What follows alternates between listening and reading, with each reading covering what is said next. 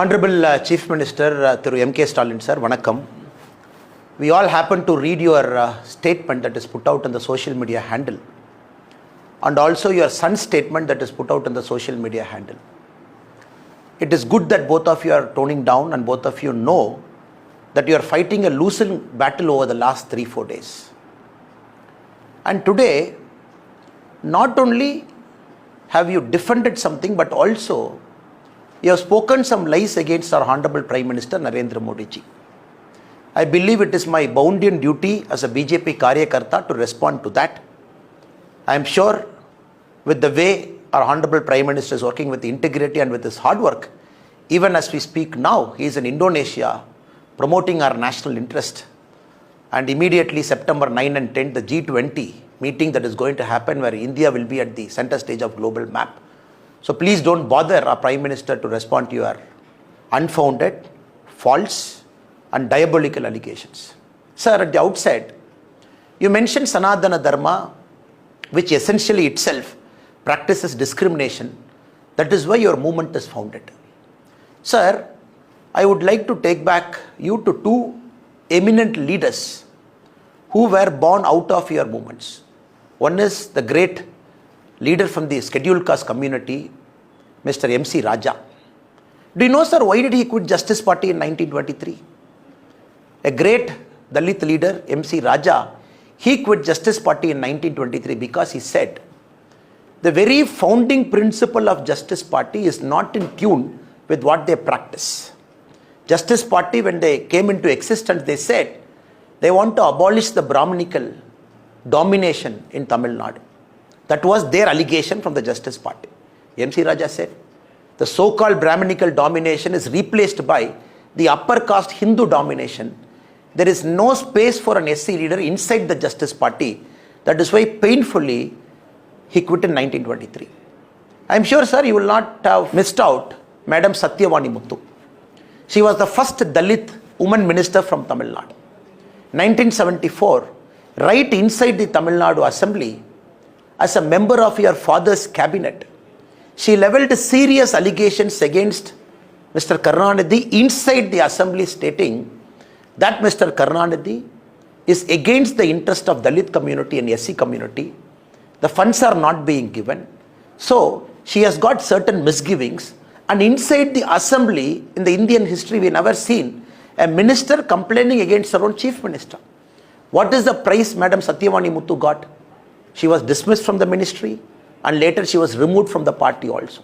These are some of the instances where I can give you in the early part of your movement, how Dalit leaders were treated right inside your party. When you say that you are here to abolish certain ills of Sanatana Dharma and to promote equality, it is like Satan talking about Vedas to the God. So please don't get into that territory, sir. That is my humble submission to you.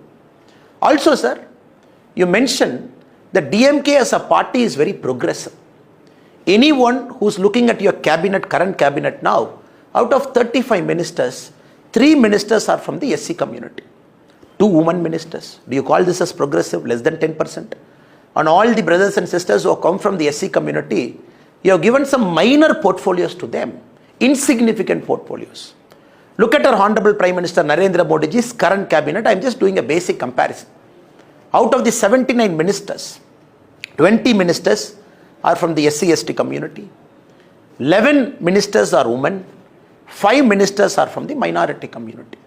I am sure, sir, you will clearly understand that you really don't practice what you preach. Even if I take Uttar Pradesh, out of 52 ministers, 9 ministers are from the SC/ST community. So you don't give them political rights, you don't give them political powers, then what are you talking about improving the standards of the oppressed community? Again, I would like to bring certain things for your recall, sir. In Tirunelveli, when the Manjolai tea workers protested, when they were brutally killed because of the police action, when they jumped into the Tamarabarani river, close to 17 people got killed, including a month-old child. When the action was sought against the police officer, what did your father, Kalaignar Karunanidhi, say? He said, no, if I take action against some police officers, their community will feel offended. So I am not going to take action. So DMK as a party is run on caste lines. DMK as a party is meant to promote caste in Tamil Nadu. That is why, more than any other part of India, Tamil Nadu sees the highest number of caste violence. Tamil Nadu sees the highest number of caste conflict. Tamil Nadu has got the highest number of caste fault lines, including, the latest research says, the prevalence of two-tumbler system is one of the highest in Tamil Nadu. That is why we had a shameful spectacle last year when during the Independence Day, under your regime, many Panchayat leaders belonging to SC community were not allowed to host their flag. And we raised a big agitation and demonstration for that. So what are you talking, sir? Sanatana Dharma by its very nature is timeless. It doesn't have an origin, doesn't have an end. Sanatana Dharma predates any religion. Sanatana Dharma, as a dharma, it believes a human being is a god. It also not only human beings, it looks at all the living beings. By its very nature, it treats everybody equally. Of course, there are humans inside every religion. Some of the discriminative practices are brought out by humans. When one human brings out a discriminative practice within a Sanatana Dharma, the other human beings, great saints and reformers, they come within the Sanatana Dharma, they give a voice against the discrimination and try and abolish it. That is why we have Swami Sakajananda. That is why we have Dayanand Saraswati. That is why we have some of the greatest reformers within the Tamil Hindu society who are the crusaders to remove some of the ill effects brought inside the Sanatana Dharma by human beings. For that, your son wants to eradicate Sanatana Dharma itself. It clearly shows what little understanding you have about Sanatana Dharma and your son's understanding about Sanatana Dharma. This is the land of Alvars and Nayanmars, not about Alvars and Nayanmars per se. Out of the 63 Nayanmars, 17 Nayanmars are Brahmins. What about the rest of the community? Many Nayanmars come from the oppressed community. We worship them as saints. This is the spiritual land. Out of Alvars, 3 Alvars are Brahmins. Where are the rest of the Alvars come from? They come from oppressed community. So what are you talking about? This is a god where a person who is belonging to the oppressed community is treated as a god. We worship them.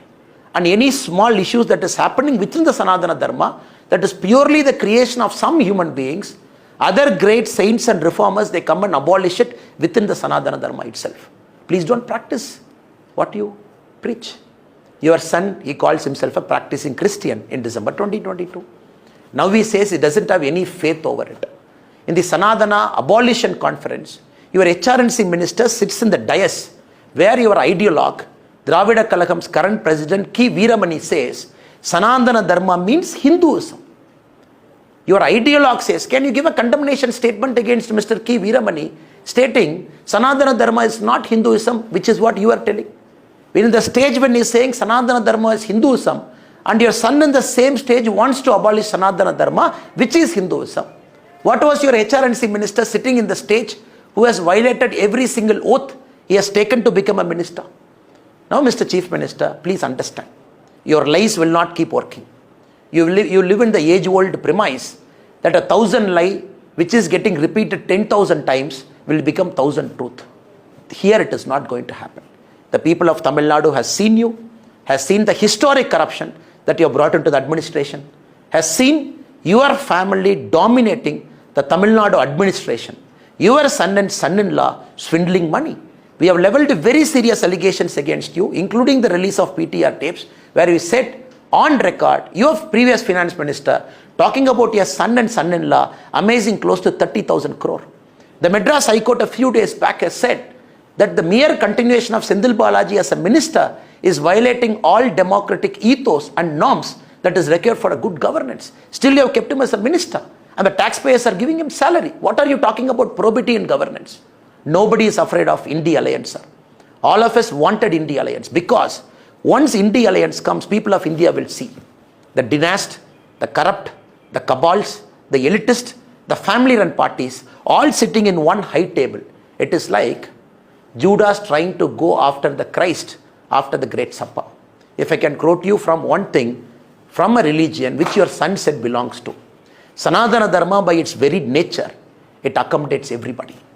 In Sanatana Dharma, Christian faith, Muslim faith, Sikh faith, any other faith is as important as a Hindu faith. That is how the government of India, that is how the Honorable Prime Minister, that is how Narendra Modi ji has has been doing the administration for the last 9 years plus. Please don't leaven any allegations that you don't know about. So the coming election, we have challenged you. Let us fight on Sanatana Dharma. Let DMK say it is going to abolish Sanatana Dharma. We will say we will protect and preserve Sanatana Dharma. We will see where people of Tamil Nadu are going to vote.